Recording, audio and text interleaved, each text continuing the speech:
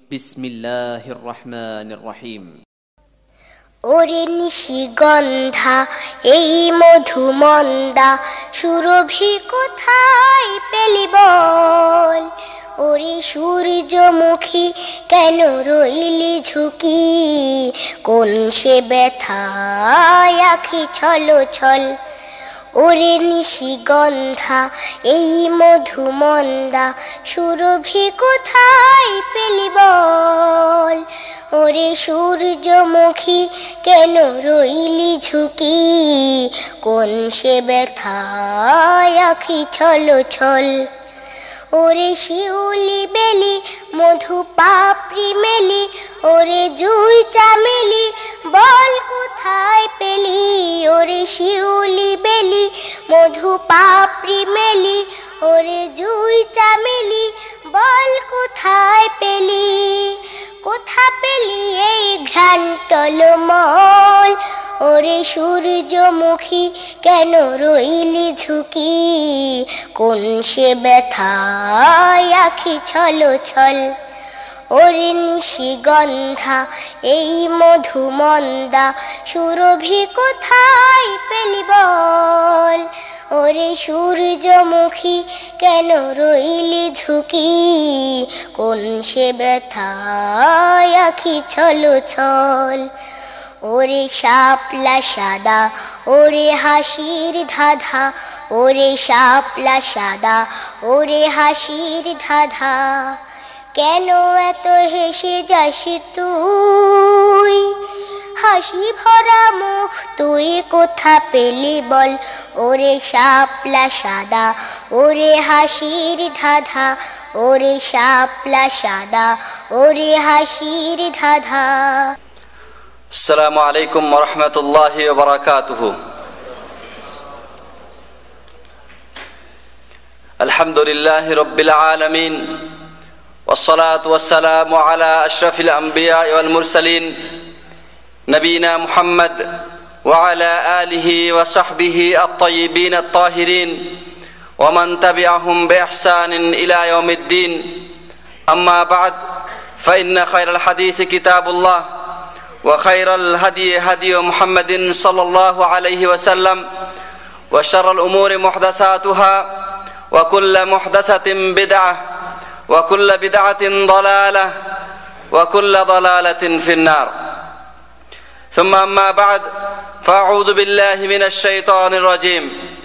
بسم الله الرحمن الرحيم.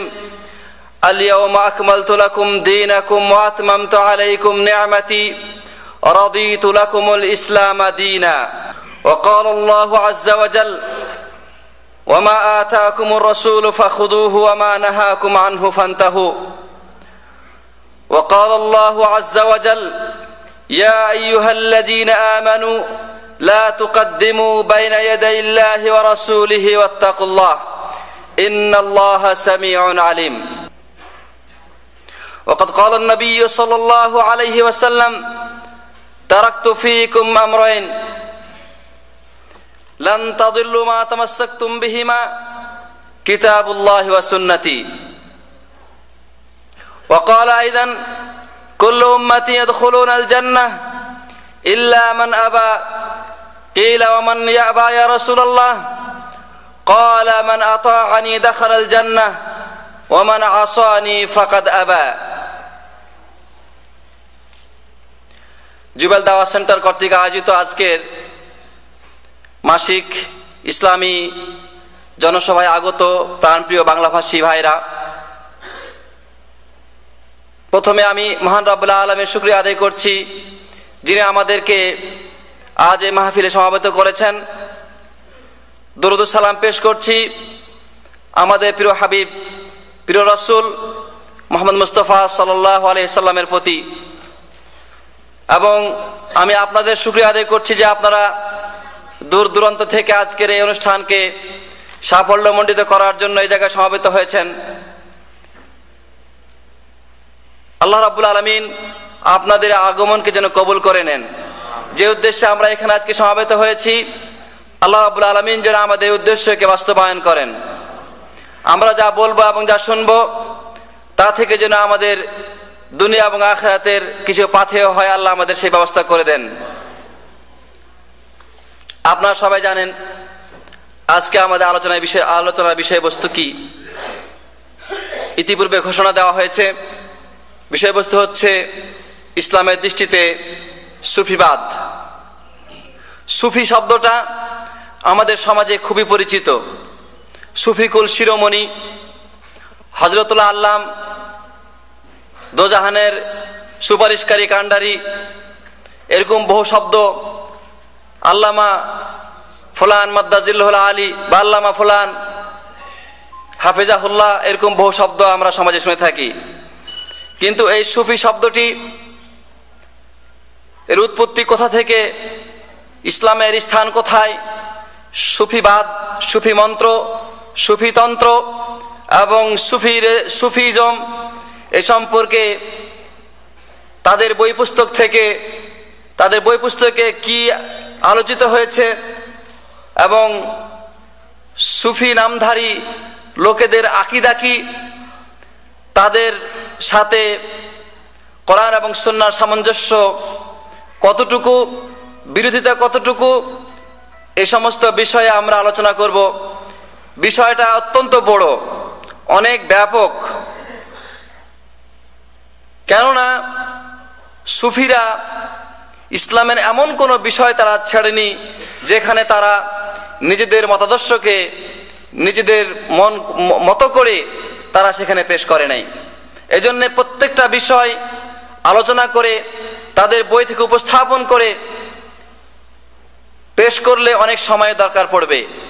আমি শুধু মৌলিক কথাগুলিও আলোচনা করব এবং যদি আমাদের দরকার মনে হয় যে এই বিষয়গুলো তাদের বই পুস্তকের হাওয়ালা দিয়ে তাদের কথাগুলো উল্লেখ করে আরো বিস্তারিতভাবে আলোচনা করা হোক, তাহলে সেটার জন্য আরো সময় দরকার পড়তে পারে।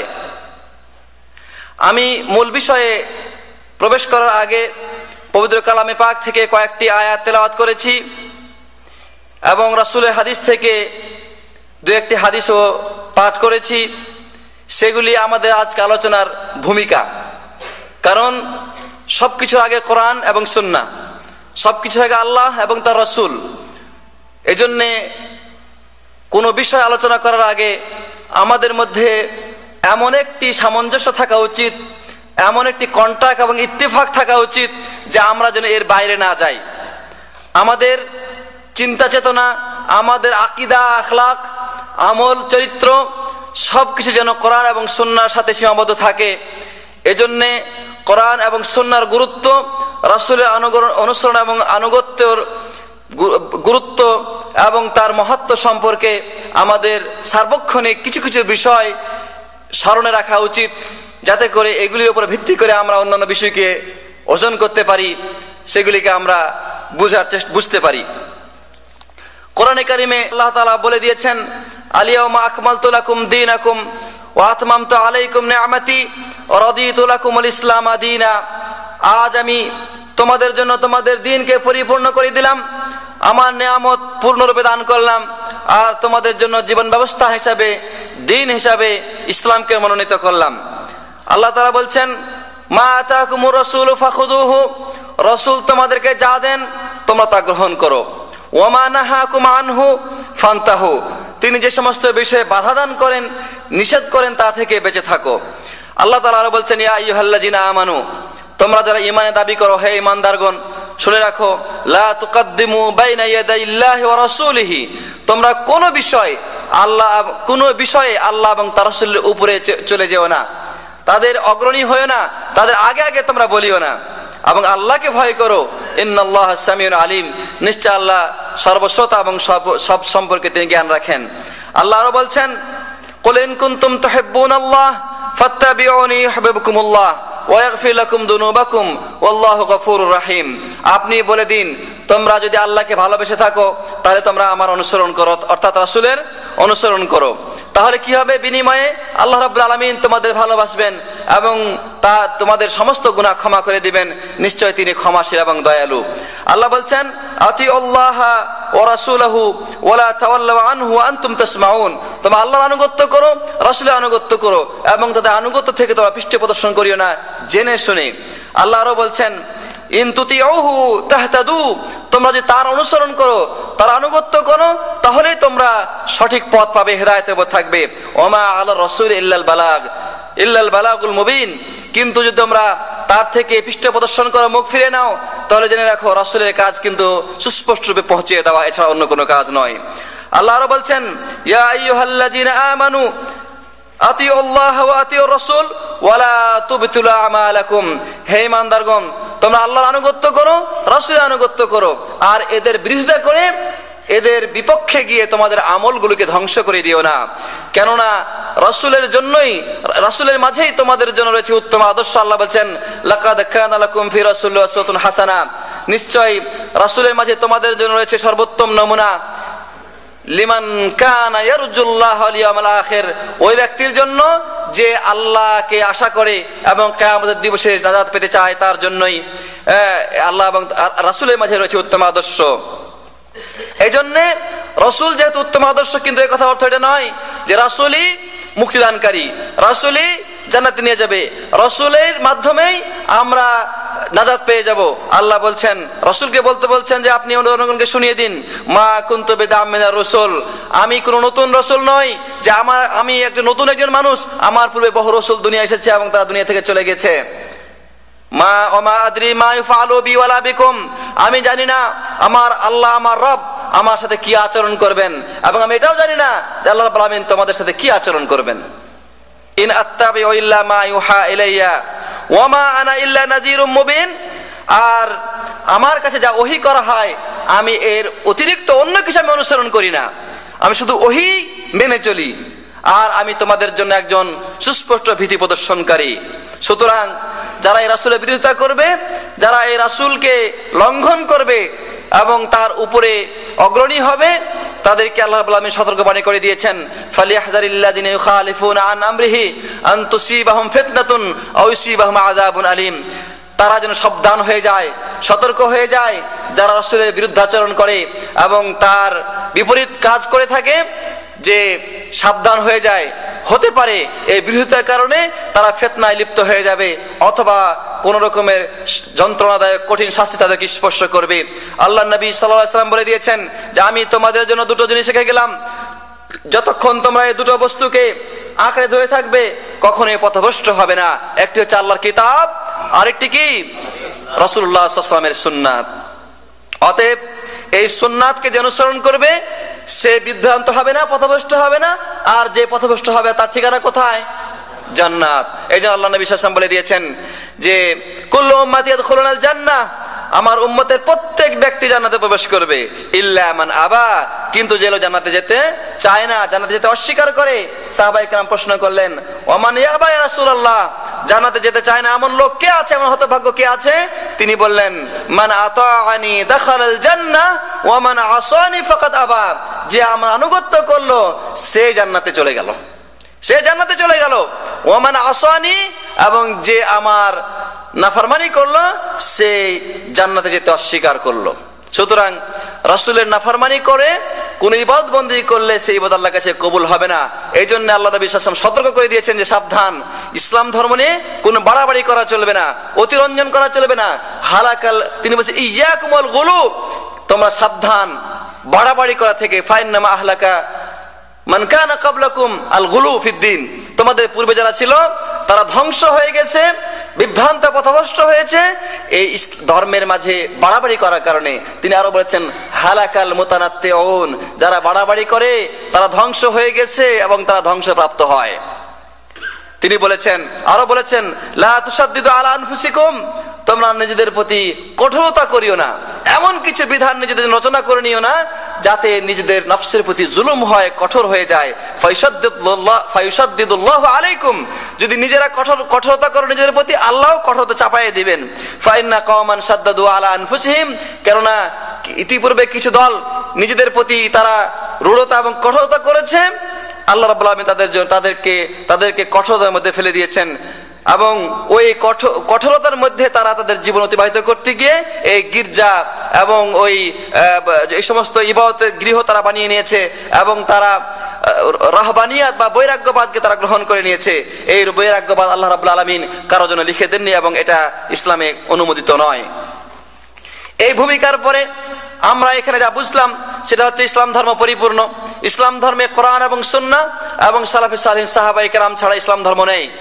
এবং এরপরে নতুন কিছু গ্রহণ করা, নতুন কিছু উদ্ভাবন করা, এটা কোরআন এবং সুন্নাহর বহির্ভূত হলে এবং তার দলিলের বিপক্ষে হলে সেটা কখনোই গ্রহণীয় হবে না। আর যদি কোনো মানুষ ইসলাম ধর্মকে গ্রহণ করতে গিয়ে, পালন করতে গিয়ে কঠোরতা অবলম্বন করে, সেই কঠোরতার কারণে সে নিজেই ধ্বংস হয়ে যাবে এবং ইসলাম ধর্মের কোনো ক্ষতি হবে না, সে ইসলাম ধর্মতে ছিটকে পড়বে। এবার আসুন আমরা আলোচনা করবো আমাদের মূল বিষয়ে, যে এই ভূমিকার পরে আমরা যে একটা আমাদের মধ্যে যে একটা জ্ঞান হলো, সেই জ্ঞানের উপর ভিত্তি করে আমাদের আজকের মূল বিষয় যে আছে সেই বিষয়ের সাথে আমাদের প্রত্যেকটা কথাকে মিলাই নেওয়ার চেষ্টা করব। আমাদের আজকে আলোচনা বিষয়বস্তু হচ্ছে ইসলামের দৃষ্টিতে সুফিবাদ। সুফি একটা ইজম বা একটা তন্ত্র, একটা মতবাদ। তো এটা উৎপত্তি কোথা থেকে হয়েছে তা আমাদের জানা দরকার। বলা হয়েছে যে সুফিবাদ এটা সুফা থেকে এসেছে। আল্লাহ নবী সাল্লাল্লাহু আলাইহি ওয়াসাল্লামের যুগে, প্রথম যুগে কিছু লোক তারা ফকির মিসকিন অভাবী ছিলেন, যাদের কোনো ঠিকানা ছিল না, ঘরদোর ছিল না, ধন দৌলত ছিল না এবং তাদের কোনো কাজের কোনো ব্যবস্থা ছিল না, কোনো আশ্রয় ছিল না। এই সমস্ত লোকদেরকে আল্লাহ নবী সাল্লাল্লাহু আলাইহি ওয়াসাল্লাম মসজিদে নববীর বাইরে তিনি তাদেরকে একটা জায়গা করে দিয়েছিলেন, সেখানে বারান্দা করে সে তারা অবস্থান করতেন। তো এদেরকে সোফা বলা হয়। তো এদিকের দিকে সম্বন্ধ করে সুফিরা দাবি করে যে আমাদের সম্বন্ধ ওই সমস্ত লোকদের সাথে, কিন্তু প্রকৃতপক্ষে এ ধারণা ভুল। কারণ ওই সাহাবীরা যতক্ষণ পর্যন্ত তাদের বাসস্থান ছিল না, রুজির ব্যবস্থা ছিল না, তাদের কর্মসংস্থান ছিল না, ততদিন পর্যন্ত তারা সেখানে থেকেছেন। যখন আল্লাহ রাব্বুল আলামিন তাদেরকে প্রশস্ত দান করেছেন, যখন মুসলমানরা বিভিন্ন জায়গা জয় করেছে, মুসলমান ধন সম্পদ হয়েছে, তখন তারা বিবাহ করেছেন, তখন তারা বাড়িঘর করেছেন, তখন তারা জমি জমা মালিক হয়েছেন, তখন তারা সন্তান সন্ততি মালিক হয়েছেন এবং তারা আল্লাহ রাসূল সাল্লাল্লাহু আলাইহি ওয়াসাল্লামের দ্বীনের সাথে, তার জীবনধারার সাথে সামঞ্জস্য রেখে নিজেদের জীবনধারাকে পরিচালনা করেছেন। কিন্তু সুফিরা তাদের সম্পূর্ণ উল্টা। সুতরাং তাদেরকে মিলানো এটা সুফিদের একটা দাবি ছাড়া অন্য কিছু নয়। অথবা তারা বলে থাকে যে সুফি শব্দটা সফা থেকে, সফা মানে নাকা, পরিষ্কার পরিচ্ছন্ন, যাদের দিল পরিষ্কার পরিচ্ছন্ন তাদেরকে সুফি বলা হয়। এটাও একটা ভুল ধারণা। কারণ সফা দিয়ে যদি এই কথাটা গ্রহণ করা হয় তাহলে তার সম্বন্ধ সুফি হবে না, বরং সফাবি হবে। সফাবি এটা একটা ব্যাকরণগত শব্দ। এমনি ভাবে বলা হয়ে থাকে যে সুফিদের সম্বন্ধ সুফের সাথে, সুফ মানে হলো উল, ভেড়ার যে উল রয়েছে এরকম উল। তো তারা ওই উলের মোটা পোশাক পরতো, এই জন্য তাদেরকে সুফি বলা হয়। তো এটাই হলো বিশুদ্ধ কথা, যে তারা দুনিয়া চাকচিক্য ছেড়ে দিয়ে এরকম মোটা খরখরে পোশাক তারা পরতো, এই যে উলের তৈরি, এই জন্য তাদেরকে সুফি বলা হয়েছে। এবং তাদের মধ্যে থেকে যারা সুফি আলেম এবং সুফি যারা মতাদর্শের প্রচারকারী, সে সমস্ত যেমন সিরাজ তুসি, সাহরওয়ার্দী, আবু তালেব মাক্কি, এরকম বড় বড় তাদের সুফির আলেম ছিল, তারা এই সমস্ত কথা বলেছেন। এবং আহলে সুন্নাত জামাতের যারা আলেম ছিলেন, বিশেষ করে ইবনে খালদুন এবং ইবনে তাইমিয়া, তিনিও প্রাধান্য দিয়েছেন যে সুফি মতবাদের এই নামটা গ্রহণ করা হয়েছে এই উলের পোশাক পরিধানকারীদের থেকে। যারা এই সমস্ত পোশাক পরিধান করত তাদেরকেই সুফি বলা হয়েছে। এটা মূল কারণ হচ্ছে যে এখানে বৈরাগ্য রয়েছে, সংসার ত্যাগ রয়েছে, নফসকে কষ্ট দেওয়া এবং দুনিয়ার চাকচিক্যকে পরিত্যাগ করা। এটা এই কারণে তাদেরকে সুফি বলা হয়। কিন্তু প্রকৃতপক্ষে এর মধ্যে কোনো ফজিলত নাই। কারণ যদি দুনিয়ার চাকচিক্য ছেড়ে দেওয়া এবং এই নিজের নফসকে কষ্ট দেওয়া এবং বৈরাগ্যবাদ, সংসার পরিত্যাগ করা যদি ফজিলতের হতো, আল্লাহ নবী সাল্লাল্লাহু আলাইহি ওয়াসাল্লাম তিনি সবকিছু করতেন। কিন্তু আমরা জানি আল্লাহ নবী সাল্লাল্লাহু আলাইহি ওয়াসাল্লাম একাধারে আল্লাহর ইবাদত করেছেন এবং সেই সাথে সাথে তিনি দুনিয়াকে পরিত্যাগ করেছেন এবং তিনি দুনিয়ার সংসারও তিনি করেছেন। সুফি মতবাদ সম্পর্কে তাদের মধ্যে থেকে বহু কথা পাওয়া যায়। যেমন তারা বলে যে সুফি হচ্ছে এই যে ব্যক্তির অন্তর পরিষ্কার, এবং তাদের মধ্যে আরো অনেকে বলেছেন যে তাসাউফ তারকু কুল্লি হাজ্জিন নাফসে, মনে মনে যা চায় এটাকে ছেড়ে দেওয়ার নাম হচ্ছে তাসাউফ বা সুফি মতবাদ। জুনায়েদ বাগদাদি বলেছেন যে সুফি হচ্ছে ওরাই যাদের সম্পর্ক আল্লাহ ছাড়া অন্য কারোর সাথে নাই, যাদের সম্পর্ক আল্লাহ ছাড়া অন্য কারোর সাথে নাই তারা হচ্ছে সুফি। এবং তাদের মধ্যে আরো অনেকে বলেছেন যে সুফি মতবাদ তাসাউফ হচ্ছে হুয়াল ইরাদ আনিল ইতিরাজ, মানে কোন ধরনের কোনো এতরাজ করা যাবে না, প্রশ্ন করা যাবে না, সব প্রশ্ন থেকে বিরত থাকো, যা করবে সেটাই সঠিক এবং সেটারই একটা ব্যাখ্যা রয়েছে। এই জন্য এই কথাটা, এই নামটা পূর্ব যুগে রাসূলুল্লাহ সাল্লাল্লাহু আলাইহি ওয়াসাল্লাম, সাহাবায়ে কেরাম, তাবিঈন এই সমস্ত যুগে এই নামটা পরিচিত ছিল না, এটা বহু পরে এই নামের উৎপত্তি হয়েছে। এই জন্য আব্দুর রহমান আল জামি লিখেছেন যে সর্বপ্রথম এই সুফি নামটা গ্রহণ করেছে কুফা, ইরাকের কুফার একজন লোক আবুল হাশেম আল কুফি, সে সর্বপ্রথমে নামকে গ্রহণ করেছে। সে এবং তার একজন বন্ধু, তারা দুইজন মিলে দুনিয়া বিমুখতার প্রমাণ দেখাতে গিয়ে তারা কি করেছে, তারা এলাকা ছেড়ে, শহর ছেড়ে একটা মরুভূমির ভিতরে, শহরের কাছে একটা মরুভূমির ভিতরে সেখানে গিয়ে তারা সেখানে দুইজন পরস্পর বসে আল্লাহর ধ্যান করতেছে। তো একজন খ্রিস্টান ধনী ব্যবসায়ী সে ওখানে যাচ্ছিল এবং সে দেখেছে যে এরা দুজন লোক বসে কি যেন ধ্যানের মগ্ন হয়ে আছে। তো সে জিজ্ঞাসা করলো যে তোমরা কারা? বলছে আমরা মুসলমান এবং আমরা আল্লাহকে পাওয়ার জন্য এই জায়গায় বসে রয়েছি। সে চিন্তা করলো যে এদের দ্বারাই সম্ভবত মুসলমানকে বিভ্রান্ত করা যাবে। এই জন্যে সে বলল যে তুমি এই লোকটাকে, তোমার সাথীকে, তো তারা একে অপরের কোনো পরিচয় জানে না, চিনে না কে, তো তোমরা কোত্থেকে আসছো? একজন বললো যে কুফা থেকে আসছে, আরেকজন বললো যে বাগদাদ থেকে আসছে। তোমাদের মূল উদ্দেশ্য কি? তারা বললো যে আমাদের মূল উদ্দেশ্য আল্লাহকে পাওয়া। তো তোমরা এই জায়গায় এইভাবে বসে আছো কেন? শহর ছেড়ে, ইবাদত বন্দেগী ছেড়ে, কাজে এটাই আমাদের তরিকা আল্লাহকে পাওয়ার জন্য। তো তখন সে চিন্তা করলো যে এদের জন্য যদি, এদেরকে যদি পৃষ্ঠপোষকতা করা যায়, এদের পিছু যদি অর্থ ব্যয় করা যায়, তাহলে এদের দ্বারা কাজ হবে। সে বললো যে তোমাদেরকে যদি আমি একটা ঘর বানিয়ে দেই তাহলে কেমন হয়? তো তারা বললো যে ঠিক আছে। তখন সে মরুভূমির ভিতরে তাদের জন্য একটা সুন্দর ঘর তৈরি করে দিল এবং নাম রেখে দিল খানকা। এই খানকা নাম তখন থেকে শুরু হয়েছে এবং এটা 150 হিজরি পরের ঘটনা, এবং তখন থেকে এই সুফির প্রচার প্রসার শুরু হয়। সুফি মতবাদ যারা গ্রহণ করেছে তাদের মূল একটা নীতি হচ্ছে, আল্লাহ নবী সাল্লাল্লাহু আলাইহি ওয়াসাল্লাম থেকে কিন্তু দুনিয়া বিমুখতার কিছু প্রমাণ আছে, যে দুনিয়ার আল্লাহর কাছে মূল্য নাই, তোমরা দুনিয়ার প্রতি লোভ, লালসা, মহব্বত রাখবে না, আখিরাতের প্রতি তোমাদের আকর্ষণ থাকবে। রাসূল থেকে কিছু হাদিস রয়েছে, কিন্তু এর কথা অর্থটা এটা নয় যে সম্পূর্ণ দুনিয়া থেকে বিমুখ থাকবে এবং ঘর সংসার ছেড়ে দিবে, চাকরি বাকরি ছেড়ে দিবে। আল্লাহ তাআলা কোরআনে বলে দিয়েছেন যে রব্বানা আতিনা ফিদ দুনিয়া হাসানা ওয়া ফিল আখিরাতি হাসানা। আল্লাহ শিখিয়ে দিয়েছে দুনিয়া এবং আখিরাত কিভাবে তলব করতে হয়। আল্লাহ আরো বলে দিয়েছেন ওয়ালা তানসা নাসিবাকা মিনাদ দুনিয়া ওয়াবতাগি ফিমা আতাকাল্লাহু দারুল আখিরা ওয়ালা তানসা নাসিবাকা মিনাদ দুনিয়া, যে আখিরাতে যা রয়েছে তা তুমি অনুসন্ধান করো আর দুনিয়ার তোমার অংশ তুমি ছেড়ে দিও না। এই জন্য ধন সম্পদ উপার্জন করা এবং এটাকে গচ্ছিত রাখার যেমন ব্যবস্থা রয়েছে, যাকাত দেওয়ার ব্যবস্থা রয়েছে, গরিব দুঃখীদের হকের ব্যবস্থা রয়েছে, এমনি ভাবে আল্লাহ নবী সাল্লাল্লাহু আলাইহি সাল্লাম বলে দিয়েছেন যে তুমি তো পরিবারকে অভাবী এবং নিঃস্ব অবস্থা ছেড়ে যাবে, এটা উচিত নয়। তাদেরকে তুমি ছেড়ে যাও এমন অবস্থায় যে তারা যেন অন্যের কাছে হাত না পাতে, এটা উত্তম অভাবী অবস্থা ছেড়ে যাওয়ার চাইতে। এমনি ভাবে আল্লাহ নবী সাল্লাল্লাহু আলাইহি ওয়াসাল্লাম নিজের সমস্ত সম্পদকে আল্লাহর রাস্তায় দান করে নিষেধ করেছেন, যে কেউ কোনো মানুষ যদি দান করতে চাহে তাহলে তার সম্পদকে সে 1/3 বেশি যেন দান না করে। অর্থাৎ মরার আগে সে বলছে, চিন্তা করছে আমি তো মরেই যাব, চলে যাব, আমার ধন সম্পদ কে খাবে, কি করবে না করবে, আমি আল্লাহর কাছে সব বিতরণ করে যাই, আমি আল্লাহর কাছে সব পাবো। নবীজি বলেছেন খবরদার, যদি সে এরকম নসিহত করেও যায় তাহলে তার নসিহত গ্রহণ করা চলবে না 1/3 বাহিরে, অর্থাৎ 1/3 বেশি দান করলে সে দান গ্রহণীয় হবে না। তাহলে বোঝা যাচ্ছে দুনিয়া এবং ধন সম্পদের সাথে মিলেমিশে থাকা এবং এর পরেও দুনিয়ার প্রতি মোহ না থাকা, লালচ না থাকা, এটা হচ্ছে জুহুদ, এটা হচ্ছে দুনিয়া বিমুখতা। কিন্তু এই যে দুটাকে সামঞ্জস্য করতে গিয়ে মানুষ দুই দলে বিভক্ত হয়ে গেছে। একদল লোক তারা দুনিয়ার মোহে বেশি লিপ্ত হয়ে গেছে, আরেক দল লোক দুনিয়া থেকে বিমুখ হতে গিয়ে দুনিয়াকে সম্পূর্ণরূপে পরিত্যাগ করেছে।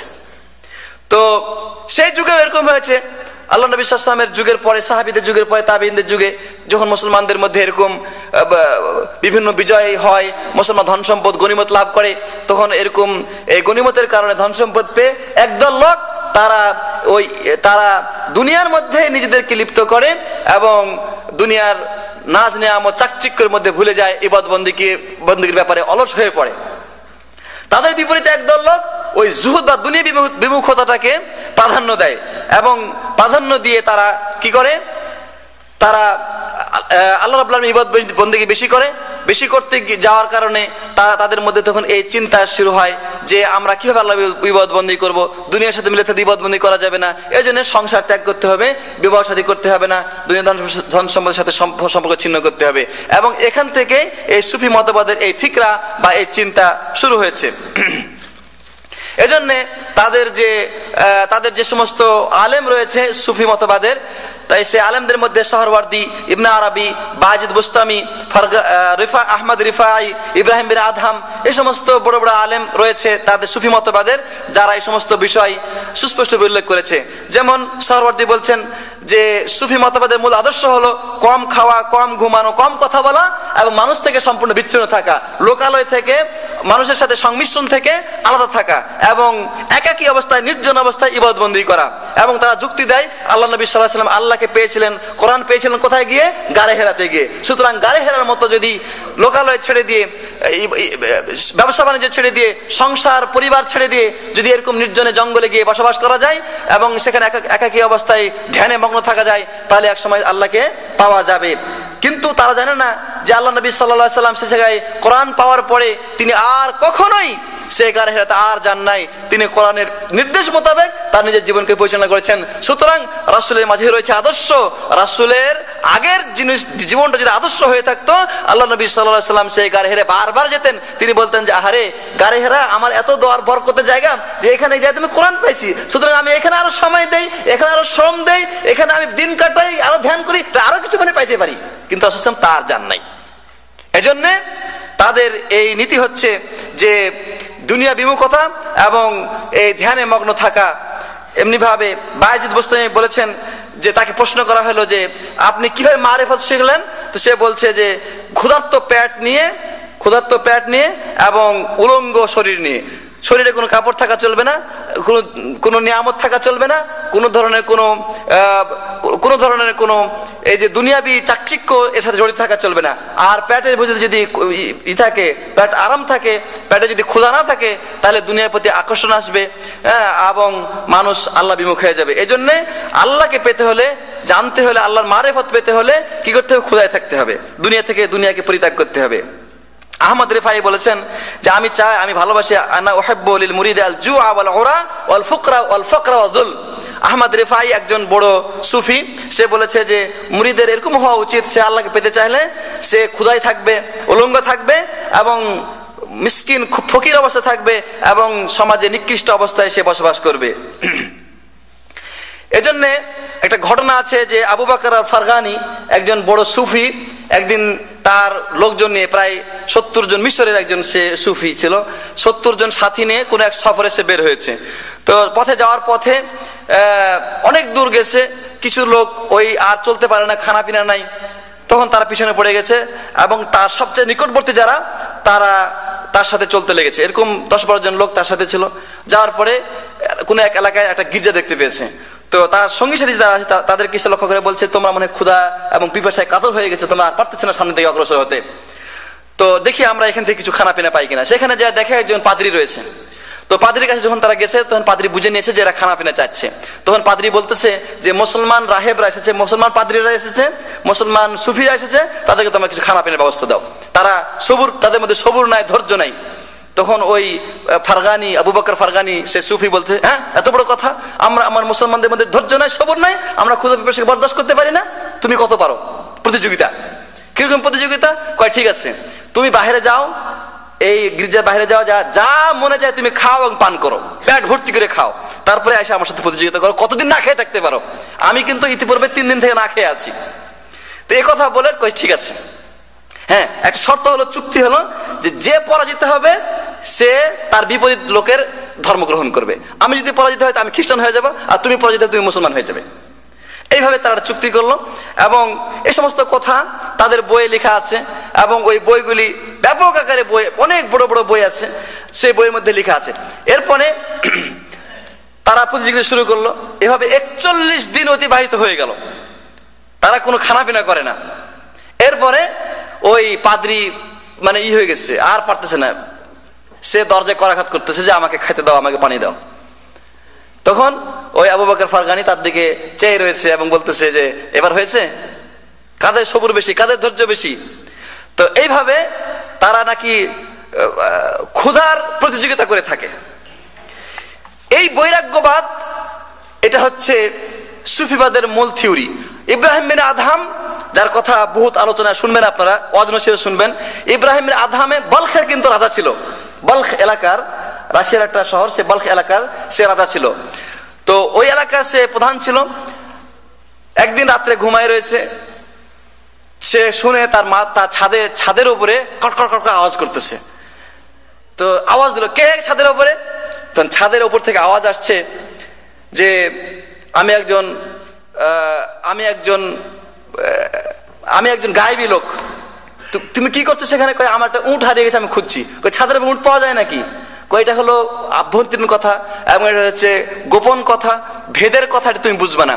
তুমি স্বর্ণের খাটে শুয়ে আছো, রেশম পরে শুয়ে আছো, তুমি এসব কি বুঝবা? যে তুমি যদি আল্লাহকে পেতে চাও তাহলে এই জিনিসগুলো তোমাকে ছাড়তে হবে এবং এই ভেদ তুমি বুঝতে পারবে। সে জাগ্রত হয়ে গেল, ভীতি সন্তুষ্ট হয়ে গেল যে এত বড় কথা। সকালবেলা সে যখন তার প্রাসাদে বসেছে, জনগণকে বসেছে, এমন সময় হঠাৎ করে একজন লোক সুন্দর চেহারা, সাদা পোশাকে তার সামনে দিয়ে চলে আসছে। কোনো প্রহরী টহরী কিচ্ছু মানে না, এবং তাকে দেখে সবাই ভয়ভীত হয়ে যাচ্ছে। আসার পরে সরাসরি ইয়ার কাছে ইব্রাহিম বিন আদহামের পাশের চেয়ারে সে বসে গেল। বসে যে বলতেছে যে এটা এই পালংটা কার, বা এই জায়গাটা, এই খাটটা কার? তো সেটা খাট না, তো এটা প্রাসাদ, এটা সিংহাসন। কিসের সিংহাসন? এটা একটা খাট, এটা একটা চেয়ার। এটা কার ছিল? আমার বাবার ছিল। তার আগে কার ছিল? আমার দাদার ছিল। তার আগে কার ছিল? তার অমুকের ছিল। ওরা কোথায় গেছে? ওরা দুনিয়া থেকে চলে গেছে। তোমার পরিণতি কি? আমাকে দুনিয়া থেকে চলে যেতে হবে। তো যদি দুনিয়া থেকে চলে যেতে হয়, তুমি আল্লাহকে কি দিবে এবং আল্লাহর জন্য কি প্রস্তুত করেছো? এইভাবে এই সোনার চেয়ারে বসে থাকলে তুমি আল্লাহকে পাবে না। এই কথা বলে সে উধাও হয়ে গেল। সে লোক ছিল খিজির আলাইহিস সালাম। এইভাবে ইব্রাহিম বিন আদহাম ভীত সন্তুষ্ট হয়ে গেল এবং সে ঘরের মধ্যে গিয়ে পেরেশান হয়ে গেল, কি করা যায়, আল্লাহকে কিভাবে পাওয়া যায়। সে তখন বলল যে আমি শিকারে যাব। শিকারে বের হয়ে গেল জনগণকে নিয়ে। কিছুদূর যাওয়ার পর জঙ্গলের ভিতরে সে আলাদা হয়ে গিয়ে বহুদূর নদীর কিনারে চলে গেল, সাগরের কিনারে চলে গেল। ওখানে যাওয়ার পরে হঠাৎ করে একটা সুন্দর একটা হরিণ দেখতে পেল। সে হরিণ তাকে বলতেছে যে তুমি কি করতে এসেছো এখানে? তোমাকে কি আল্লাহ তাআলা শিকার করার জন্য পাঠাইছে? তোমার কাজ কি শিকার করা? তোমার কাজ কি এরকম দুনিয়ার নাজ নিয়ামতে ডুবে থাকা? আল্লাহকে তোমাকে পেতে হবে, আর এটা তোমার কাজ নয়। এমনি ভাবে সে যখন এই কথা শোনার পরে সে আশ্চর্য হয়ে গেল, এবং তার সাথে যে তার মানে কিছু দাস ছিল, যে সে দাসকে তার যে হাতে জিনিস সুন্দর জুব্বা টুব্বা ছিল সব দিয়ে বললো যে তোমরা চলে যাও, আমি আল্লাহকে পাওয়ার জন্য আমি এই জঙ্গলে ঘোরাঘুরি করব। এইভাবে সে জঙ্গলে ঘোরাঘুরি করতে লাগলো এবং 9 বছর পরে সে ফেরত আসলো, এবং সে একজন বড় মুর্শেদ, বড় ওলি এবং বড় সুফি এবং বড় দরবেশ হয়ে ফেরত আসলো, এবং তার নাম হচ্ছে ইব্রাহিম বিন আদহাম। এই ঘটনাটা হিলিয়াতুল আউলিয়া, এমনি ভাবে ইমাম গাজ্জালির ইহয়া উলুমুদ্দিন, এসব বড় বড় কিতাবে এই ঘটনাটি লেখা আছে। তো মূল কথা হলো যে এই যে একটা মানে তাদের সংসার ত্যাগ এবং স্ত্রী পরিবারকে ছেড়ে দেওয়া, এটা মূল ঘটনা, এবং এটাই হচ্ছে মূল মাধ্যম, যে মাধ্যমে আল্লাহকে পাওয়া যায়। তো ঠিক এরকম ঘটনা কিন্তু যে বুদ্ধদেবের এর ঘটেছিল। তার জন্ম কিন্তু ঈসা আলাইহিস সালামের জন্মের বহু আগে, প্রায় 500 বছর আগে। তো সেই বুদ্ধ কিন্তু ঠিক এরকম সংসার ছেড়ে দেওয়ার কারণে সে আল্লাহকে পাইছে এবং মানুষের তার ইবাদত বন্দেগী করতেছে। তাদের থেকে এই ঘটনা নিয়ে বা এই শিক্ষা নিয়ে তারা এরকম সংসার ত্যাগী হয়েছে এবং তারা আল্লাহকে পাওয়ার এই কথা মানুষের সামনে প্রচার করেছে। এই সমস্ত ঘটনা তাদের বই পুস্তকে লেখা আছে, আমি তার বিস্তারিত বর্ণনায় যাচ্ছি না। সুফি মতবাদের মূল কথা হচ্ছে যে এই দিনটাকে, ধর্মটাকে 4 ভাগে ভাগ করা। একটা হচ্ছে শরীয়ত, এটা হচ্ছে তরিকত, হাকিকত, মারিফত। শরীয়ত, তরিকত, হাকিকত, মারিফত, এটা হচ্ছে সুফি মতবাদের 4টা মৌলিক বস্তু। তো এর মধ্যে তারা সবচাইতে যে জিনিসটা অবহেলা করে বেশি, সেটা হচ্ছে কোনটা? শরীয়তে অবহেলা করে থাকে। আর যে জিনিসগুলো সবচেয়ে বেশি গুরুত্ব দেয় সেটা হচ্ছে তরিকত, মারিফত, হাকিকত। কথা হচ্ছে যে প্রত্যেকটা জিনিসের জাহের এবং বাতেন, যুক্তি, প্রত্যেকটা জিনিসের জাহের এবং বাতেন আছে, প্রকাশ্য এবং অপ্রকাশ্য আছে। প্রকাশ্য হচ্ছে শরীয়ত, আর অপ্রকাশ্য হচ্ছে বাতেন, যেটা সেটা হচ্ছে মারিফত বা হাকিকত। সবগুলি ভাগের এগুলি। তো যারা আল্লাহর ওলি হয় এবং যারা পীর হয়, যারা আল্লাহর পর্যায়ে পৌঁছে যায়, আল্লাহ রাব্বুল আলামিনের কাছে পৌঁছে যায়, তারা এই জিনিসগুলি হাসিল করতে পারে। আর যারা শুধু কোরআন হাদিস পড়ে, যারা শুধুমাত্র ভলিউম কিতাব পড়ে, তারা জাহিরি ইলম শিখে, তারা শরীয়ত শিখে, তারা মারিফত এবং হাকিকত লাভ করতে পারে না। এ কারণে তাদের মধ্যে যারা বেশি মারিফত লাভ করেছে, বেশি হাকিকত লাভ করেছে, তাদের বিভিন্ন ক্যাটাগরি আছে এবং সেই ক্যাটাগরির ভিত্তিতে তারা মানুষের সুখ দুঃখ, মানুষের অসুখ বিসুখ এবং মানুষের প্রয়োজন অপ্রয়োজন তারা দেখে থাকে। এবং তাদের বিভিন্ন নামও দেওয়া হয়েছে, যেমন বলা হয় যে কুতুব, তারপরে গৌস, এরপরে বলা হয় ইমাম, ওয়াতাদ, আবদাল, নুজাবা, নুকাবা, এরকম নাম রয়েছে। তো নুকাবা কারা? নুকাবা হচ্ছে 300 জন লোক, 300 জন লোক নুকাবা। এবং এটা আল্লাহ রাব্বুল আলামিন রাসূল সাল্লাল্লাহু আলাইহি ওয়াসাল্লামের পরে কিয়ামত পর্যন্ত 300 জন লোক পাঠাবেন দুনিয়াতে, যারা হবে নুকাবা। নুকাবাদের কাজ হচ্ছে যে তারা মানুষের অন্তরে যে সমস্ত গোপন বিষয় আছে সেগুলিকে প্রকাশ করে দিবে। অর্থাৎ একজন মানুষ যদি তার কাছে কোনো বিষয় নিয়ে আসে, তো সেই বিষয়টা শোনার আগেই সে বলতে পারবে, এরকম ক্ষমতার অধিকারী হচ্ছে তাকে নুকাবা বলা হয়। এমনি ভাবে এর পরবর্তী স্টেপ হচ্ছে, না, এর আগের স্টেপটা হচ্ছে, নুকাবা হলো সর্বশেষ স্টেপ। তার আগের স্টেপ হচ্ছে আবদাল। আবদাল হচ্ছে 7 জন লোক, এবং কোন কোন রিওয়ায়াতে তাদের কোন কোন রিওয়ায়াতে 40 জন লোক, যে আল্লাহ তাআলা একজনের পরিবর্তে, বদল, আবদাল মানে বদল মানে পরিবর্তন, একজনের পরিবর্তে আল্লাহ একজনকে পাঠাইবেন দুনিয়াতে।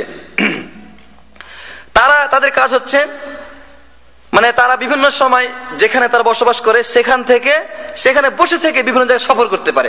তাদের দেহ থাকবে এক জায়গায়, কিন্তু রূহ তারা বিভিন্ন জায়গায় তারা সফর করতে পারবে। এবং কেউ বলতে পারবে না তারা এখন কোথায় কোথায় সফর করছে। সফর করে এসে তারা বলতে পারবে আমি অমুক জায়গায় সফর করে আসলাম এবং অমুক জিনিস আমি দেখে আসলাম, এই ঘটনা হচ্ছে সে জায়গায়। এরপর আছে আওতাদ। ওয়াতাদ মানে হলো কি পেরেক, বা যে বলে না কাটা, মোটা কাটা যেগুলো খুঁটে দেওয়া হয়। এই কোরআনে কিন্তু আপনার পাহাড়কে ওয়াতাদ বলা হয়েছে, হ্যাঁ, ওয়াল জিবালা আওতাদা। আল্লাহ বলছে পাহাড়কে আমি পেরেক বানাইছি। তো এদের মধ্যে একদল পেরেক আছে, তারা হচ্ছে 4 জন লোক। এবং তারা 4 জন লোক, পশ্চিমে আছে একজন, পূর্বে আছে একজন, উত্তরে আছে একজন, দক্ষিণে আছে একজন। এই কথাগুলি তাদের কিতাবে আছে, তাদের যেমন তাজকিরাতুল আউলিয়া, মাশারিক আনওয়ার ইয়াকিন, জাওয়াহিরাত দুরার, তারপরে আল ইবরিজ, এরকম রওদা, এরকম বহু গ্রন্থে তাদের এই কথাগুলি আছে। এমনি ভাবে ইমাম, আরেকটা পর্যায়ে হচ্ছে ইমাম হবে কয়জন? 2 জন। যে 2 জনের কাজ হচ্ছে যে গৌস যিনি হবেন, কুতুব যিনি হবেন, কুতুবের একজন ডানে থাকবে, একজন বাঁয়ে থাকবে, এবং তাদের কাজ হবে সারা পৃথিবীর দিকে নজর দেওয়া এবং সারা পৃথিবীকে তত্ত্বাবধান করা। আর যদি কুতুব চলে যায় দুনিয়া থেকে, তাহলে ওই কুতুবের স্থলাভিষিক্ত হবে ওই 2 জন ইমাম। সর্বোচ্চ পর্যায়ে হচ্ছে কুতুব, গৌস পাক, এবং উনি একজনই হবেন। আল্লাহ রাব্বুল আলামিন যাকে বিশেষ দৃষ্টিতে দেখবেন, এবং আল্লাহ রাব্বুল আলামিন যাকে প্রত্যেক জামান এবং প্রত্যেক সময় এবং প্রত্যেক স্থানের জন্য নির্ধারণ করে রাখবেন। তো এই কুতুব আল্লাহ রাব্বুল আলামিনের স্থানে, বা আল্লাহ রাব্বুল আলামিন তাকে যা আদেশ করবেন সেই আদেশ অনুযায়ী তিনি সবকিছুকে তিনি তত্ত্বাবধান করে পরিচালনা করবেন। আর সেই কুতুবের হেড কে? আব্দুল কাদের জিলানী। গাউসে পাক কে? আব্দুল কাদের। গাউস শব্দের অর্থ কি? গাউস শব্দের অর্থ হচ্ছে ফরিয়াদ শ্রবণকারী। বিপদে পড়লে বিপদ থেকে উদ্ধারের জন্য প্রার্থনা করা হয়, ওটাকে ইস্তেগাসা বলা হয়, আরবিতে ইস্তেগাসা বলা হয় বা গাউস বলা হয়। তো যিনি বিপদ থেকে উদ্ধার করে দিবেন তাকে বলা হয় গাউস। তো এই গাউসের আরেক নাম কুতুব বলেন বা গাউস একই অর্থ। তার কাজ হচ্ছে মানুষকে বিপদ থেকে উদ্ধার করে দেওয়া। আর এটা হচ্ছে আব্দুল কাদের জিলানী, যেটি হচ্ছে রাইসুল আউলিয়া যাকে বলা হয়, পীরানে পীর, সবচেয়ে প্রিয় সমস্ত পীরদের বড় পীর, গাউসে আজম। তো এই হচ্ছে তাদের পরিচয়। এবার আসুন ইসলামী শরীয়ত এবং সুফিবাদ এর মধ্যে ফারাকটা কোন কোন জায়গায় আছে এবং কি কি ক্ষেত্রে ফারাক রয়েছে, এবং ফারাকের ক্ষেত্রে আকীদাগত সমস্যা কি কি রয়েছে সেটা আমরা একটা পর আলোচনা করব। প্রত্যেকটা বিষয়ে দলিল দেওয়ার জন্য অনেক সময়ের দরকার হবে না, যদি আজকে না হয় আপনারা যদি আগ্রহ প্রকাশ করেন তাহলে আমি তাদের বই থেকে সেগুলি পরবর্তীতে পেশ করতে পারি এবং প্রত্যেকটা বিষয়ে দলিল সহ উপস্থাপন করতে পারি ইনশাআল্লাহ। দেখুন শরীয়ত এবং তরিকত, শরীয়ত যাকে বলা হয় সেটা হলো আমরা আপনারা যারা আছেন, যারা সাধারণ মোল্লা মুন্সি, যাদের বাতেনি জ্ঞান নাই, তারা হচ্ছে শরীয়তের অনুসরণকারী। তাদের মধ্যে তাদের জন্য তাওহীদ, রিসালাত, আখেরাত, তারপরে বিবাহ শাদী, রাজনীতি, দুনিয়াদারি একরকমের, আর তরিকত পন্থীদের এই বিষয়গুলি আরেক রকমের। সেগুলি কি কি আমি শুধুমাত্র মূল কথাগুলো আপনার সামনে উপস্থাপন করছি, তার সাথে সাথে দু একটা উদাহরণ দেওয়ার চেষ্টা করব। এক নম্বর কথা তাওহীদ। তাওহীদ সম্পর্কে, আল্লাহ সম্পর্কে কার কি ধারণা?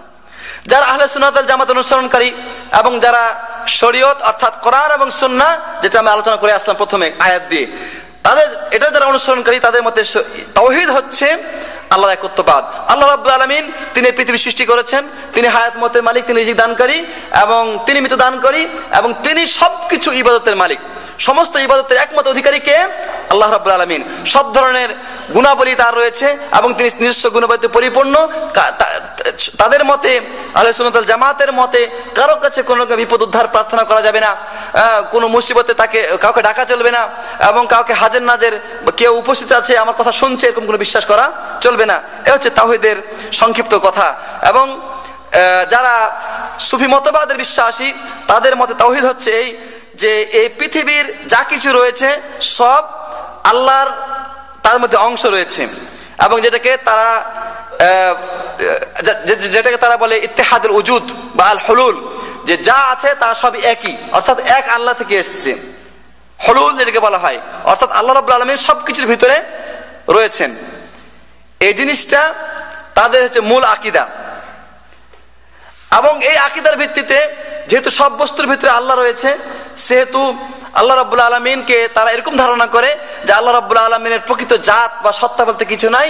আল্লাহ রাব্বুল আলামিন সব কিছুর মধ্যে, সব বস্তুর মধ্যে বিরাজমান, সব বস্তুর ভিতরেই আল্লাহ রয়েছে। সুতরাং সব যে কোনো বস্তুর ইবাদত করলে, এটা হলো তার নতিজার কথা, এ তারা বলে না, কিন্তু নতিজা হচ্ছে এই যে সব বস্তুর মধ্যে যেহেতু আল্লাহ রয়েছে, সুতরাং যে কোনো বস্তুকে ইবাদত করলে বা তাকে সেজদা করলে আল্লাহকে সেজদা করা হবে। তার উদাহরণ রয়েছে তাদের কিতাব থেকে, তাদের বই পুস্তক থেকে, সেটা আমি আপনাদের সামনে পেশ করতেছি কিছু কিছু। যদিও বিরাট লম্বা বিষয়, প্রায় আমার কাছে প্রায় 20-25টা পয়েন্ট রয়েছে, সেগুলি প্রত্যেক আলোচনা করতে গেলে অনেক সময়ের দরকার। আমি একটা একটা করে আপনার সামনে উপস্থাপন করার চেষ্টা করছি। তাদের মতে যেহেতু আল্লাহ রাব্বুল আলামিনের অস্তিত্ব সবকিছু রয়েছে, সেহেতু কোনো মানুষ ইচ্ছা করলে সে যদি গবেষণা করে এবং চেষ্টা করে, জিহাদ করে, কাশফ এবং মুজাহাদার ভিতরে তার মধ্যে আল্লাহ এসে যাবে এবং সেও আল্লাহতে রূপান্তরিত হতে পারে। এবং তার প্রমাণ আপনাদের সামনে আমি পেশ করতেছি। সুফি মতবাদের যারা বিশ্বাসী এবং যারা কিনা সবচেয়ে বড় এবং প্রবর্তক, তাদের নাম আপনারা জানেন, মনসুর হাল্লাজ, ইবনে আরবি, তাই না? তারপরে জুনায়েদ বাগদাদি, বায়েজিদ বোস্তামি, এগুলি হচ্ছে বড় বড় লিডার। এদের কথা ভক্তি ভরে সমাজে উচ্চারিত হয় এবং এদের বহু কারামতির কথা আমাদের সমাজে উচ্চারিত হয়। এবার মনসুর হাল্লাজ কি বলছেন শুনুন। ইকাদুল হিমাম একটা কিতাবের নাম, এটা সুফি মতবাদের একজন লোকের লেখা। মনসুর হাল্লাজের কথা সে আলোচনা করছে, বলছে মনসুর হাল্লাজ বলছে, ফাআনাল হাক্কু হাক্কুন লিল হাক্কি হাক লাবিসুন যাতাহু ফামা সাম্মা ফারক। বলছে আমি সত্য, আমি সত্য, আর সত্যের সত্য, সমস্ত সত্তা আমার ভিতরে রয়েছে, এর মধ্যে কোনো ফারাক নাই। সে আরো বলছে আনা মান আহুয়া ওয়ামান আহুয়া আনা, বলছে আমি তো যাকে চাই আমি সে, আমি যাকে চাই আমি সে, আর যে আমাকে চাই আমিও সেই, এবং আমরা দুইজন এক শরীরের মাঝে একতাবদ্ধ হয়ে গেছি। রূহুহু রূহি ওয়া রূহি রূহুহু, তার রূহ এবং আমার রূহ একাকার। মান রা রুহাইনে হাল্লাত বাদানা, এবং দুটা রূহ একত্রিত হয়ে এক শরীরে মিশে গেছে। এটা হচ্ছে মনসুর হাল্লাদের কথা। এবং সে বলেছিল যে আনাল হক, যেটা আমরা বুঝতে পারলাম যে আমি হক, আমি সত্য এবং আমি আল্লাহ। এই জন্য তার শাগরিদ ইবনে আরবি সে বলেছে ফালা মাজহার লাহু ইল্লা নাহনু, আল্লাহ যদি জানতে চাও আল্লাহর বাহ্যিক প্রকাশ হচ্ছে আমরা নিজেরা, ওয়ালা জুহুরু লানা ইল্লা বিহি, এবং আমাদের প্রকাশ হয় আল্লাহর মাধ্যমেই, আল্লাহকে দিয়ে আমাদের প্রকাশ হয়। বিহি আরাফনা আনফুসানা ওয়া আরাফনাহু, মানে তাকে দিয়ে আমরা নিজেদেরকে চিনছি এবং তাকে আমরা চিনছি। ওয়াবিনা তাহাক্কাকা আইনু মা ইস্তাহিকুল ইলাহ, এবং ইলাহ হওয়ার জন্য যা দরকার সেটা আমাদেরকে দিয়েই হয়েছে। এগুলি আপনার দার্শনিক কথা, এবং দার্শনিক কথা দ্বারা এটাই প্রমাণ পাওয়া যাচ্ছে যে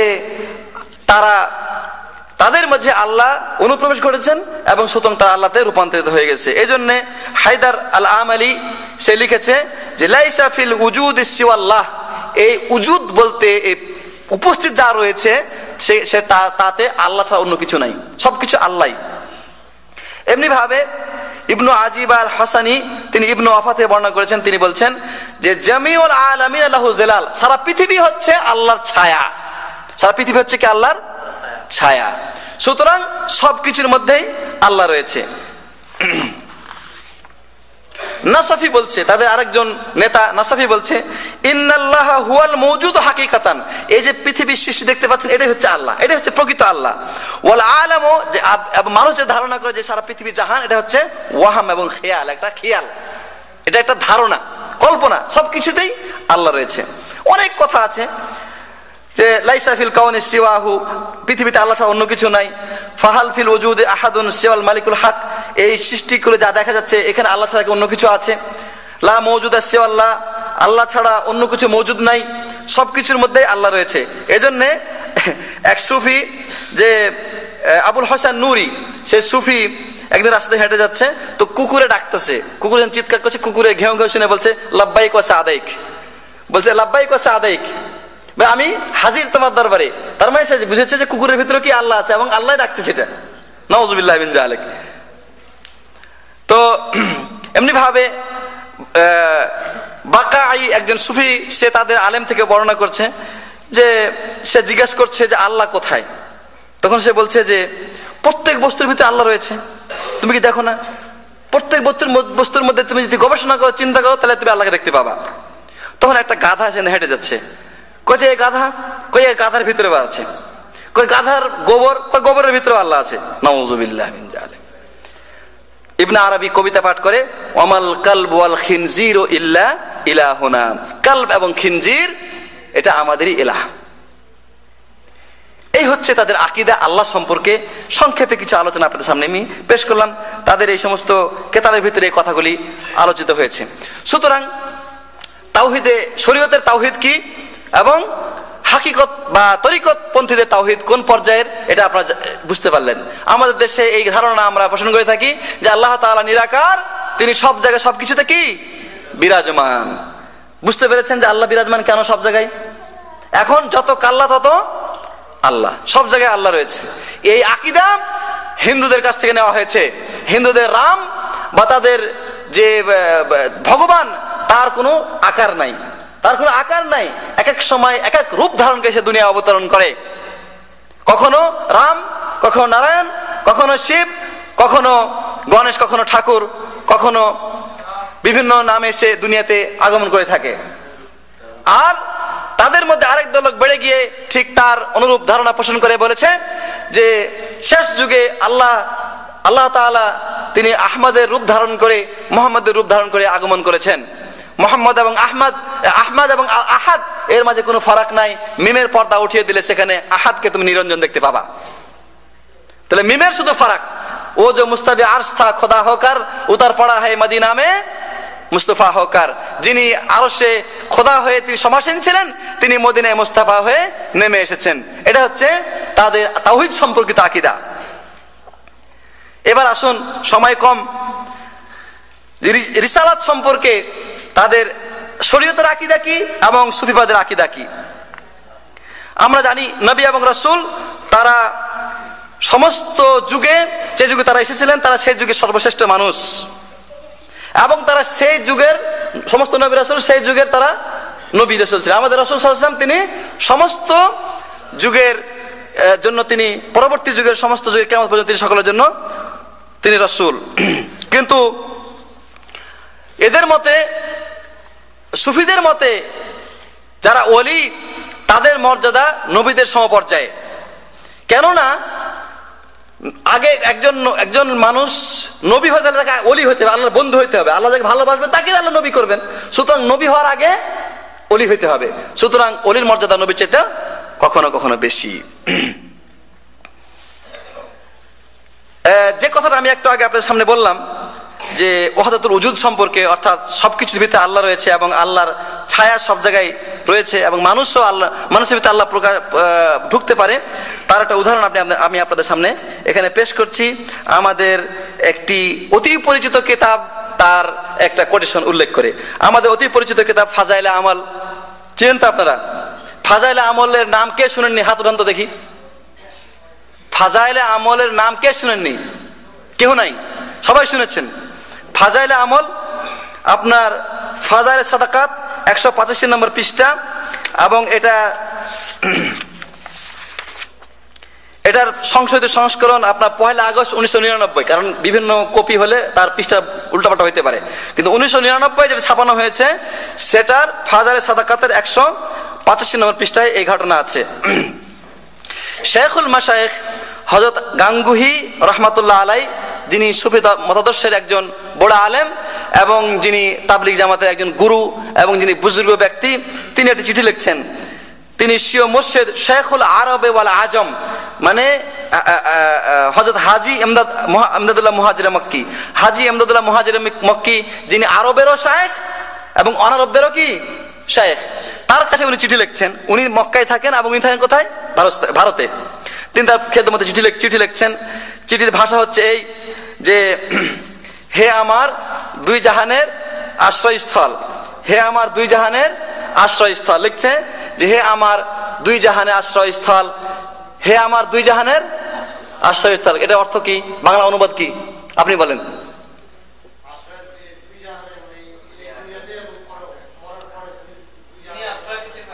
যিনি দুনিয়া এবং আখিরাতে আশ্রয় দিতে পারেন তাকে বলা হয় কি? দুই জাহানের আশ্রয়স্থল, আশ্রয় দানকারী। তো লিখছেন, এবার আপনারা বলেন এই কথাটা কি তাওহীদের কথা? কে বলবেন? কে বলছেন তাওহীদের কথা? হাত তুলেন দেখি। যদি কেউ থাকেন বলেন আমাকে যেটা তাওহীদের কথা।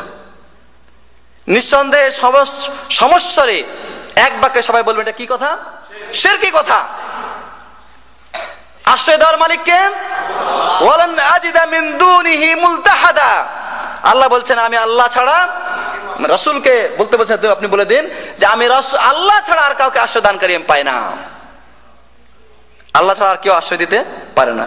এখানে দুনিয়াতে তো দূরের কথা, আখিরাতে নাকি আশ্রয় দিবে। আপনারা শুনেছেন একটু আগে আয়াত কি বলেছে রাসূল সাল্লাল্লাহু আলাইহি ওয়াসাল্লাম, যে লা আদরি মা ইউফআলু বি ওয়ালা বিকুম, আমি জানি না আল্লাহ আমার সাথে কি আচরণ করবে এবং তোমাদের সাথে আল্লাহ কি আচরণ করবে, আর উনি হবে আশ্রয় দিবেন। তো লিখেছে লম্বা চিঠি, আমি সংক্ষেপের জন্য পড়তেছি। হুজুরের কদমের বরকতে অন্তঃস্থল গায়রুল্লাহ হইতে ভালো মন্দের কোনো ফিরাইয়া ভালো মন্দের কোনো ভ্রুক্ষেপ নাই। মানে আমার ভালো মন্দের কোনো দরকার নাই, আমার অন্তর এটা হুজুরের বরকতে রয়েছে এবং সেখানে গায়রুল্লাহ আর কোনো থাকবে না, কোনো প্রয়োজন থাকবে না। আল্লাহর কসম অনেক সময় আপন মাশায়েখ হয়তো পৃথক হইয়া যায়, মানে জিকির করতে করতে আর কি। সুতরাং কাহারও প্রশংসা বা দুর্নামের পরোয়ানায় প্রশংসাকারী ও দুর্নামকারীকে দূরে মনে করিয়ে থাকি। গুনাহের প্রতি ঘৃণা ও ইবাদতের প্রতি উৎসাহ স্বভাবজাত হইয়া গিয়েছে। এই নসবত হযরতের নূরের ভান্ডার হইতে লাভ করিয়েছি। এই যে ইবাদত করার যে এটা চেতনা আমি কোথা থেকে পেয়েছি? হুজুরের নূর থেকে পেয়েছি। কোন হুজুর? ওই মুহাজির মক্কির হুজুরের নূর থেকে আমি পাইছি।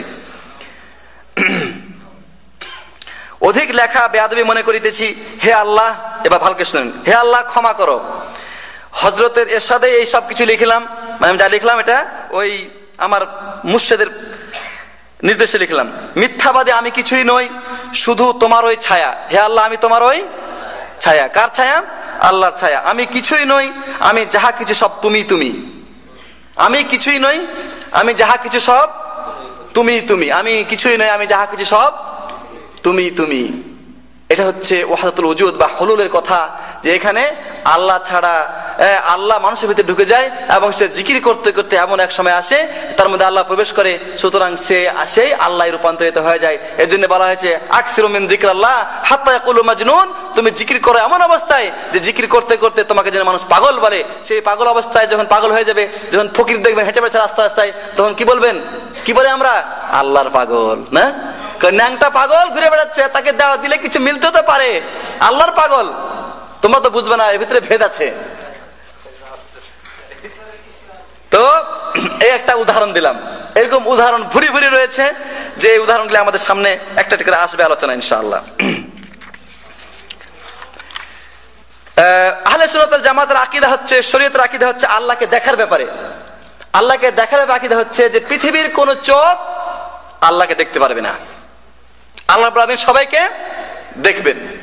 কিন্তু কিয়ামতের দিন মুমিন যারা, তারা আল্লাহকে দেখবে এবং আল্লাহর দিদার সবচেয়ে বড় পুরস্কার বলে বিবেচিত হবে। আল্লাহ রাব্বুল আলামিন যেন আমাদেরকে কিয়ামতের দিন জান্নাতে তার দিদার দান করেন, আল্লাহুম্মা আমিন। কিন্তু সুফিদের মতে আল্লাহ দিদার সম্ভব, আল্লাহ দিদার সম্ভব, এবং এটা অসম্ভব কিছু নয়। বরং একজন মানুষ যদি মুশাহাদা করে, কাশফে বসে, মুরাকাবা করে, তাহলে সে আল্লাহকে দেখতে পায়। এই জন্য বলা হয়েছে, এই তারা উল্লেখ করছে ইমাম মালিক থেকে, ইমাম মালিক নাকি 100 বার আল্লাহকে দেখছেন, ইমাম আবু হানিফা নাকি 100 বার আল্লাহকে দেখেছেন। এবং তাদের আকীদা হচ্ছে এই যে তারাও আল্লাহকে দেখে এবং আল্লাহ রাব্বুল আলামিন ছাড়া তারা কখনোই আলাদা থাকতে পারে না। আহলে সুন্নাত ওয়াল জামাতের আকীদা হচ্ছে যে আল্লাহ রাব্বুল আলামিন যাকে পছন্দ করেছেন তার কাছে আল্লাহ ওহী করেছেন এবং জিবরাইল মারফতে ওহী করেছেন, কখনো কখনো আল্লাহ নিজে তিনি আওয়াজ দিয়ে ওহী করেছেন। কিন্তু তাদের মতে আল্লাহ রাব্বুল আলামিন ওলিদের কাছে কখনো কখনো ওহী করেন। ওহী শব্দ তারা ব্যবহার করে না, তবে ইলহাম হয়, ইলমে লাদুন্নি আসে, ইলমে লাদুন্নি আসে। তো ইলমে লাদুন্নি মানে আমার পক্ষ থেকে একটা ইলম, আর আল্লাহর পক্ষ থেকে ইলম তাদের কাছে আসে। সেই ইলমে লাদুন্নির পরিচয় কি, তার দলিল কি? দলিল হচ্ছে এই যে মূসা এবং খিজির, মূসা এবং খিজির। মূসা আলাইহিস সালাম আল্লাহর পক্ষ থেকে শরীয়ত প্রাপ্ত, কিতাব প্রাপ্ত নবী ছিলেন, আর খিজিরের কাছে এরকম কোনো শরীয়ত ছিল না, কিতাবও ছিল না। কিন্তু মূসা এবং খিজিরের মাঝে যে ঘটনা ঘটেছে, সূরা কাহফের বর্ণনা আছে, সেই ঘটনা অনুযায়ী দেখা যায় যে এমন কিছু বিষয় ছিল যে বিষয়গুলি মূসা জানতেন না, খিজির জেনেছেন এবং তাকে শিখাইছেন। তো সুতরাং এমন যদি হয়ে থাকে যে মূসার কাছে, মূসা শরীয়তের নবী হওয়ার পরে যদি তার কাছে কোনো এই সমস্ত ইলম না থেকে থাকে, কোনো আভ্যন্তরীণ ইলম, এরকম এই যুগেও সম্ভব যে মুহাম্মদের কাছে যে ইলম রয়েছে সে ইলম বাহ্যিক ভাবে রয়েছে, কিন্তু বাতিনি কিছু ইলম যেটা মুহাম্মদের কাছেও নাই, সে মুহাম্মদের কাছেও নাই, সে ইলম ওলিদের কাছে রয়েছে এবং তারা কাশফের মাধ্যমে সে ইলম হাসিল করতে পারে। এজন্য আমি কিছু কথা এখানে উল্লেখ করেছি, এখানে আলোচনা এসে যাচ্ছে যে তাদের মধ্যে অনেক তারা বলে থাকে যে বেলায়াত বা ওলি হওয়ার মানে ভাগ দুইটা, বেলায়াত খাসা, বেলায়াত আম্মা। বেলায়াতে আম্মা যেটা, সেটা হচ্ছে ঈসা আলাইহিস সালামের বেলায়াত, আর বেলায়াতে খাসা যেটা মুহাম্মদ সাল্লাল্লাহু আলাইহি ওয়াসাল্লামের বেলায়াত, এবং তার বেলায়াতের মাধ্যমে পরবর্তীতে অনেক লোকে ওলি হয়েছে এবং সে বেলায়াতের শেষ সীমানা হচ্ছে ইবনে আরাবি। এবং এই তাদের দলিল এই মূসা এবং খিজিরের কথা, যেটা কোরআনে বর্ণিত হয়েছে।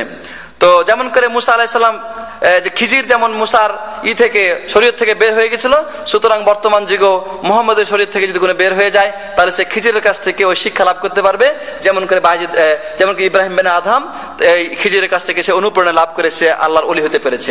এজন্য এরকম অনেকগুলো ঘটনা এর ভিতরে বর্ণিত হয়েছে যে খিজিরে এসে অনেক সময় অনেক কারামত দেখিয়ে দিয়েছে এবং তিনি মানুষকে আল্লাহ পাগল করেছেন এবং তাকে আল্লাহ রাব্বুল আলামিন পরিচয় করিয়ে দিয়েছে। যেমন এখানে মানে আবদাল, যারা আবদাল পর্যায়ের, অর্থাৎ এক ওলি চলে যাওয়ার পরে আরেক ওলি যেখানে আসবে এবং যে জনগণের দেখাশোনা করবে, সে আবদালের একটা কথা, একটা ঘটনা। এটা ফাজাইল হজের 156 নম্বর পৃষ্ঠায় এই বর্ণনা আছে। আবদালদের মধ্যে হইতে একজন বুজুর্গ একজন বুজুর্গ কি খিজির আলাইহিস সালামকে জিজ্ঞাসা করিল, খিজিরকে জিজ্ঞাসা করল, তার মানে বুজুর্গের সাথে খিজিরের দেখা হয়েছে। আপনার যে কোনো বুজুর্গ ব্যক্তি কি আপনি কখনো দেখিয়েছেন? তিনি বলল, হ্যাঁ দেখিয়েছি। মানে খিজিরের চাইতেও বুজুর্গ ব্যক্তি আছে। একদিন মুহাদ্দিস আব্দুর রাজ্জাক মসজিদে নববীতে হাদিস শোনাইতেছিলেন। তাহার চতুর্দিকে লোকজনের খুব ভিড় ছিল। তিনি সকলকে হাদিস শোনাইতেছিলেন। মসজিদের কোণে এক কোণে জনক যুবক হাঁটুর উপরে মাথা রাখিয়া ধ্যানে মগ্ন ছিলেন। মসজিদের কোনায় মুহাদ্দিস হাদিস শোনাইতেছে, হাদিস রাসূল হাদিস, আর যুবক কোনাতে ধ্যানে মগ্ন রয়েছে। আমি তাহার নিকট গিয়া বলিলাম, আপনি সকলের সহিত কেন হাদিস শুনিতেছেন না? মানে খিজিরে যা ওই যুবককে প্রশ্ন করতেছে। তখন ওই যুবক বলিলেন তিনি বলিলেন যে লোকজন রাজ্জাকের গোলামের নিকট হইতে হাদিস শুনিতেছে। রাজ্জাকের গোলামকে আল্লাহ তাআলা, আব্দুর রাজ্জাক, তার নিকট থেকে রাজ্জাকের গোলামের নিকট হাদিস শুনিতেছে। যে রাজ্জাকের যে গোলাম অর্থাৎ এই লোকটার কাছ থেকে হাদিস শুনিতেছে। আর এখানে স্বয়ং রাজ্জাক হইতে আমি হাদিস শুনিতেছি। আমি মুরাক্কাবে বসে বসে স্বয়ং রাজ্জাক থেকে, আল্লাহ থেকে আমি হাদিস শুনিতেছি। তখন খিজির বলিলেন, তোমার কথা সত্য হলে বলো তো আমি কে? তুমি যে এত বড় পণ্ডিত, তুমি যে বলছো আল্লাহর পক্ষ থেকে আমি হাদিস শুনছি, তাই বলো তো আমি কে? সে আমার দিকে মুখ উঠাইয়া বলিল, আমার ধারণা ঠিক হইল এবং সে বলিল যে আপনি হযরত খিজির আলাইহিস সালাম, আপনি খিজির আলাইহিস সালাম। হযরত খিজির বলিলেন, ইহা দ্বারা আমি বুঝিয়া লইলাম উচ্চ মর্যাদা সম্পন্ন আল্লাহর ওলিকে আমিও চিনিতে পারিনি, খিজিরও চিনতে পারিনি। সম্মানিত বন্ধুগণ, খিজিরের পরিচয় সম্পর্কে লম্বা কথা আলোচনার দরকার আছে, কিন্তু সংক্ষেপ কথা হচ্ছে এই যে খিজির একজন নেক লোক ছিলেন। আল্লাহ রাব্বুল আলামিন মুসাকে কোনো একটা বিষয়ে শিক্ষা দেওয়ার জন্য খিজিরের কাছে যেতে বলেছিলেন, কিন্তু খিজির এখনো জিন্দা আছে। তিনি পানির ওলি এবং তিনি ওলিদের ওলি। ওলিরা তার কাছ থেকে কোনো ফয়েজ এবং বরকত হাসিল করে, এই সমস্ত ধারণা সম্পূর্ণ মিথ্যা এবং বানাওয়াটি এবং মানুষকে সঠিক ইসলাম থেকে বিভ্রান্ত করার একটা অপচেষ্টা ছাড়া অন্য কিছু নয়। তো আমাকে পেপার দিয়ে দেওয়া হয়েছে যে সংক্ষেপ করেন, আমি কোনটা থেকে কোনটা বলবো আমি খুঁজে পাচ্ছি না। তো এই আকীদার যারা অনুসরণকারী তাদের মতে এইভাবে আল্লাহর পক্ষ থেকে সরাসরি ওহী আসে এবং তারা এই সমস্ত বিষয়কে মানুষের মাঝে প্রচার এবং প্রসার করে থাকে। তাদের মাঝে আহলে সুন্নাত ওয়াল জামাতের মতে সত্যের মাপকাঠি হচ্ছে কোরআন এবং সুন্নাহ। সত্যের মাপকাঠি কি? কোরআন এবং সুন্নাহ এবং সাহাবায়ে কেরামের আমল এবং উলামায়ে দ্বীন। কিন্তু তাদের সত্যের মাপকাঠি হচ্ছে কাশফ। তাদের সত্যের মাপকাঠি কি? কাশফের মাধ্যমে তারা একজন মানুষের ভালো করতে পারে, মন্দও করতে পারে, উপকার করতে পারে এবং তারা গায়েবী খবরও তারা বলতে পারে। আমরা এখানে একটা কাশফের ঘটনা আপনাদের সামনে বলে দিচ্ছি। যে কাশফের ঘটনাটা হচ্ছে এরকম যে একজন যুবকের ঘটনা আর কি।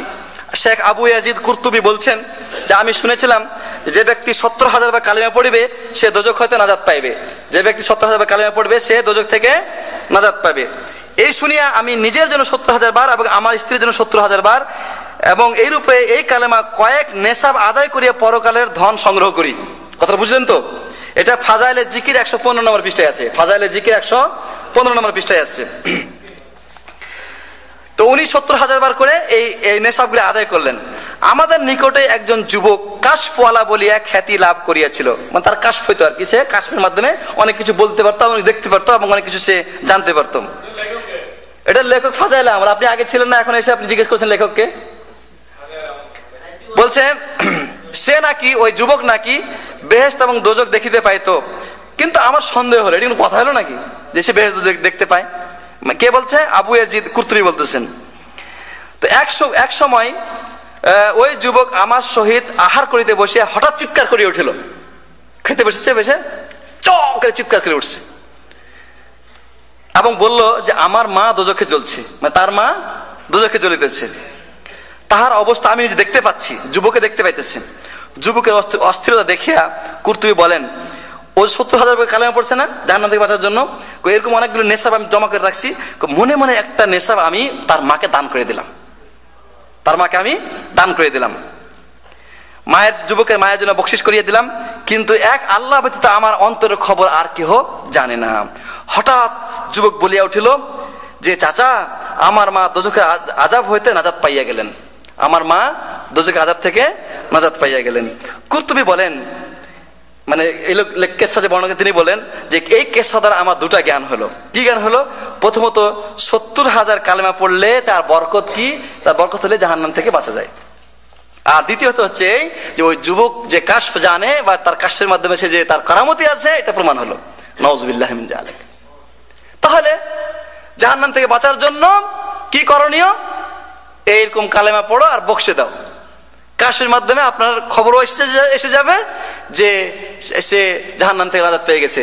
এই জন্যে চরমনায় পীর সাহেবের, আমি একদিন বলেছি আলোচনা এর আগে, চরমনায় পীর সাহেবের যে বই মরণের শোক না দুঃখ, ইসহাক সাহেবের লেখা, ফজল করিম বাবা ইসহাক সাহেবের লেখা, সেই বইয়ের মধ্যে বলা আছে যে মুরিদ যদি কবরে যায়, মুরিদ মরার আগে পীর সাহেব এসে তাকে কালেমা পড়াই দিবে এবং তাকে তার জন্য ঈমানের সাথে মৃত্যু হয়। কবরে যাওয়ার পর সে যদি মুনকার নাকিরের প্রশ্নের জবাব দিতে না পারে, তাহলে সে পীর সাহেব তার কবরে গিয়ে তার প্রশ্নের জবাব, মুনকার নাকিরের প্রশ্নের জবাব সে দিয়ে দিবে। নাউযুবিল্লাহি মিন যালিক। এগুলি হচ্ছে কথা। এখন আরো অনেক কথা রয়ে গেল। যেমন আহলে সুন্নাত ওয়াল জামাতের তরিকা হচ্ছে যে নবীদের প্রতি বিশ্বাস রাখা, আর সুফি মতের প্রতি বিশ্বাস হচ্ছে নবী রাসূলদের প্রতি বিশ্বাস রাখার সাথে সাথে ওলিদের প্রতি বিশ্বাস রাখতে হবে। কেন? যার ওলি নাই তার ওলিকে শয়তান। এজন্য নবীর উপরে বিশ্বাস রাখার সাথে সাথে ওলির বিশ্বাস না রাখলে সে সৎ পথ থেকে বিচ্যুত হয়ে যাবে এবং সে সঠিক পথ হারা হয়ে যাবে। এরপরে মানুষের অন্তরের উন্নতি কিভাবে করা যায়, এমনি ভাবে বিবাহ সম্পর্কে, জিহাদ সম্পর্কে, তাকদীর সম্পর্কে, জীবনচরণ সম্পর্কে, সমাজ সম্পর্কে, কিয়ামতে শাস্তি এবং শান্তি সম্পর্কে, রাসূলের ইত্তেবা সম্পর্কে, মানে বিস্তর বহুত আলোচনা রয়েছে। এই আলোচনাগুলি যদি আপনারা অনুমতি দেন এবং আপনারা যদি অনুরোধ করেন, আপনারা চান, তাহলে আমি আগামী মাসের প্রোগ্রামে এই কথাগুলো আপনার সামনে আলোচনা করবো ইনশাআল্লাহ। আপনারা কি প্রস্তুত আছেন ইনশাআল্লাহ? কারণ সময় নাই, 1 ঘন্টার বেশি পার হয়ে গেছে। তো আল্লাহ রাব্বুল আলামিনের কাছে আমরা দোয়া করি, আল্লাহ রাব্বুল আলামিন যেন আমাদেরকে রাসূলের সঠিক অনুসরণ অনুকরণ করা তৌফিক দান করেন। আর যে সমস্ত লোক আমাদেরকে বিভ্রান্ত করে এবং আমাদেরকে মারিফত এবং হাকিকত জানার নাম করে আমাদের সঠিক ঈমান থেকে বিচ্যুত করে,